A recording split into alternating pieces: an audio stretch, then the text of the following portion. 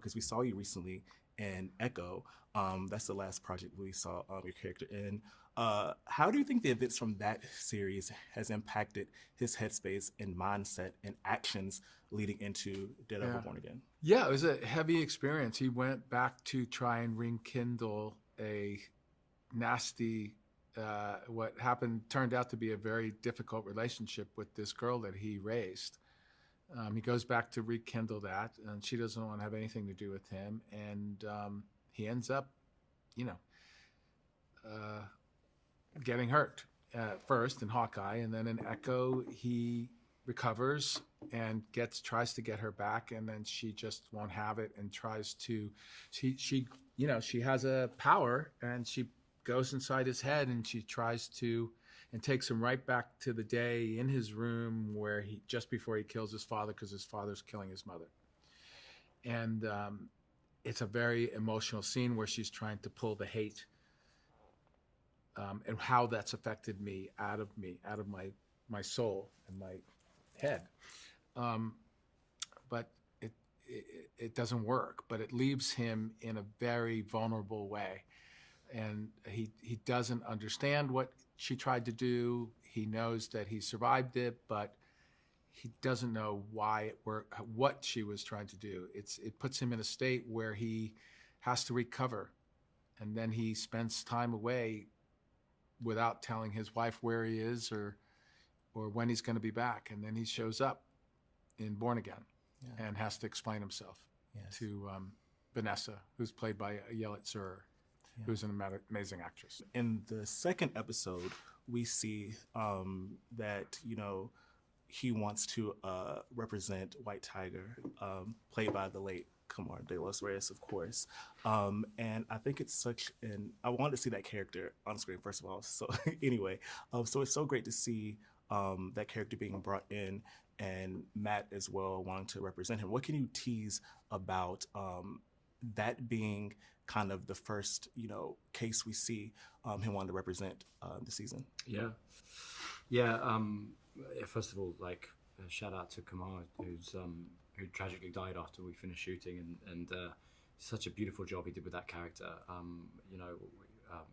It's the Trial of the White Tiger is an iconic piece of Daredevil comics. And I've always loved that storyline. I love seeing Matt Murdock in the courtroom, so it was thrilling that we were going to get to bring that character to life and tell a version of that story. And Kamar is just wonderful in that role. It's what's great about it, both on the page and hopefully in our show as well, is that it's so close to home for Matt. He is defending a vigilante. He's defending himself ultimately, and he's finding himself in a situation where he's having to say things, and then in order to give this person the best defense he can, as a lawyer. But at the same time, he's obviously asking himself, does he really feel that way? Yeah. Are these opinions valid? Is this how much of this is what he needs to tell himself in order to behave and live the life that he lives. Yeah. And it's interesting to have this case come after, experiencing such a shocking death and traumatic event at the beginning of episode 1 to then now, okay, I'm defending a vigilante. And I have to reckon with myself within this case. Yeah. So he's defending a man who did something or was involved in something as a vigilante that he himself has experience of, which took away one of the most important things in his life. Yeah, that's a complicated circumstance. You both have been working in MCU before with Loki as well as Moon Knight. What was it like for this show? Because for those series, you were dealing with Moon Knight, who was a new character, and we had Loki, who had not been seen in the TV element before. But here you're taking on a character who people have seen before and an actor people have seen before in kind of a similar setting. So I guess what was the biggest challenge of that? But also what was the easiest thing about doing this with the characters people already know? The biggest challenge was that prior series, those 3 seasons, are masterpieces. They're amazing. The high points are just so unbelievably high. And even from a technical standpoint, massive accomplishments. Those oneers, specifically the prison one. Oh my God. Just unbelievable. And then you've got Charlie Cox playing Matt Murdock / Daredevil, and you've got Vincent D'Onofrio playing Wilson Fisk / Kingpin. These guys are two of the best actors we have living today, and they've gotten to live with these characters for 10 years. The nuances of these characters are so ingrained in them that it's like watching them get possessed. So you have this opportunity to do something great, and you want to respect the legacy of that greatness that came before. So the hardest thing is just like Don't screw it up. don't mess it up. Yeah. And you know, and it's still like, it's funny. We were driving down the street the other day, and there was the artwork up for the show, and it's like one more time where it hits you, where you're like, oh, we're huge fans of this. We collaborated on that. That's insane. I went home to Los Angeles last weekend and saw some of them by my house. So surreal, so weird, so honored. But so that was like the hard part. The easiest part was that when we did Moon Knight and we did Loki, those projects were so different from our background in the prior 5 independent feature films we did. And it's, you know, it's amazing to get to stretch and learn new muscles as a filmmaker and dive into someone else's world and see how it goes. And we're so proud of the work we did. But dropping into this show that was more ground level and human and oddly a bit more like our feature films, that actually was the easier part. Yeah. And I wanted to talk about the fact that the original Daredevil, as well as the prior Netflix Marvel shows, were I guess more graphic than people would think of your typical Marvel fare. With this project, how did you want to make sure that element of the character in those series were still present in there, and it didn't feel like, for lack of a better term, sanitized in the series? Yeah, I mean, the good news is Marvel didn't shy away from any kind of graphic nature of violence, and we all actually rallied behind the reason why, which felt really good, which is it wasn't because violence is fun. It wasn't like over the top just to be as crazy as possible, you know, which can be fun in its own right. It's just that's not what Daredevil ever meant to us.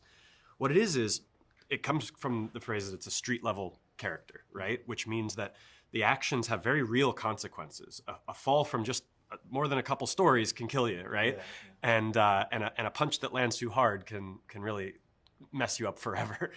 And so so the violence is incredibly real because the stakes are the same as for you and I. And so because of that, the violence is grotesque. You know, it's something that you can't look away from, you know, but it should make you recoil.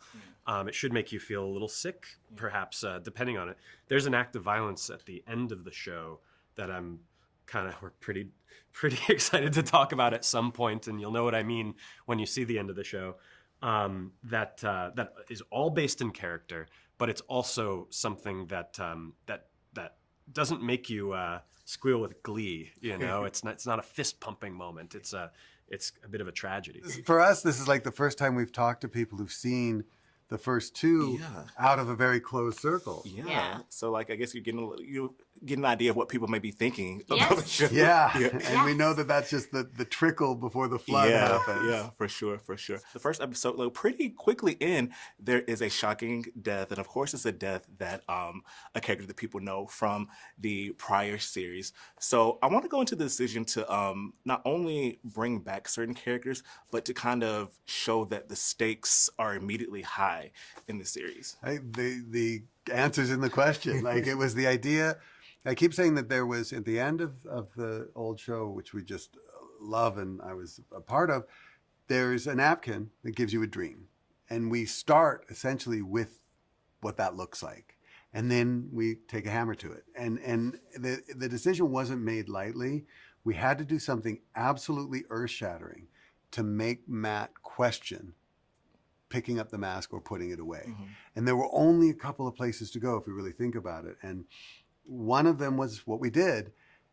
It's not just an inciting incident that kicks off the season. It's an earthquake that has ripples this season, the next season. Matt will carry this for the rest of his life. And it was a way of saying, we respect and love this former show, but we're going somewhere else. And it's going to be a little painful, but it's also going to be satisfying, and it's going to be earned. Above all else, earned. Because this was an existing series, I know that initially some fans like, okay, is it going to be as gory? Is it going to have as much violence as before? You know, from what I've seen, like, you know, the action gets there pretty quickly. Yeah. So what was like being able to balance the tone? Because I feel like at the same time it pays homage to like the series before, but also I feel like it still feels fresh at the same time. So it was like kind of balancing those expectations.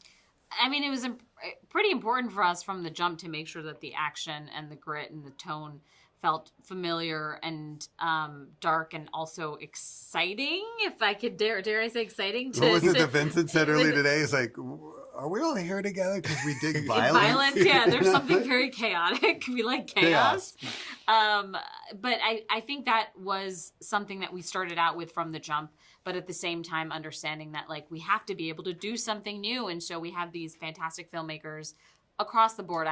Justin, Benson and Aaron Moorhead, and of course David Boyd and Jeff Nachmanoff, who did such a great job of making the world of Daredevil feel distinct and also like something familiar at the same time. It was much more of a grounded, naturalistic take.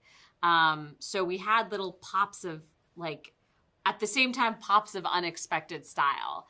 And it's just a really great combination that I feel like makes the show feel fresh. And when they brought me in, the idea of signature action, turning the dial up on the intensity and the kind of like, holy shit, did that just happen? Yeah. That was part of it. And Marvel and Disney and everything, they've been pretty supportive. They've been pretty like, okay, guys, we'll tell you when to stop, and it hasn't happened yet. No one's yelled at us yet. We're getting away with it so far. Awesome. Well, thank you so much. I can't wait to see the rest of the season. I need episodes. So I'm just like, I got the end of the second one. I'm like, I need more. All right. Well, hopefully they get you more. Yeah. Well, thank you so much, and enjoy the rest of your day. It's overall the biggest challenge with, because, you know, the MCU has had street level characters for us, such as, you know, Spider-Man, of course.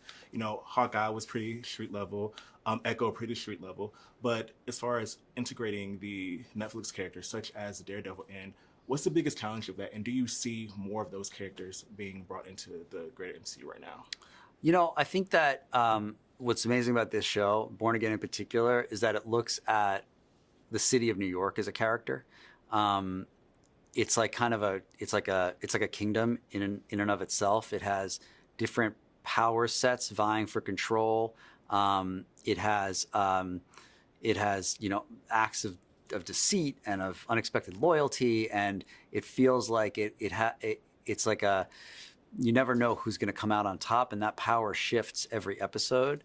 And that's an amazing, expansive world in its own right. You know, you don't have to go to outer space or, you know, be in the multiverse or, you know, be in a sci-fi world to get those stakes. It's actually those ground-shaking stakes are very very prevalent in this telling of Daredevil. Yeah. And the first episode, you know, pretty much a short while into the episode, we have a very shocking death, of course. Was that always the plan? Like, what was the mindset behind being able to, you know, introduce a lot of the characters that people knew, and then, you know, having such a shocking death immediately, almost when we start the series? Yeah, I mean, it was something we didn't take lightly. It led to many sleepless nights, but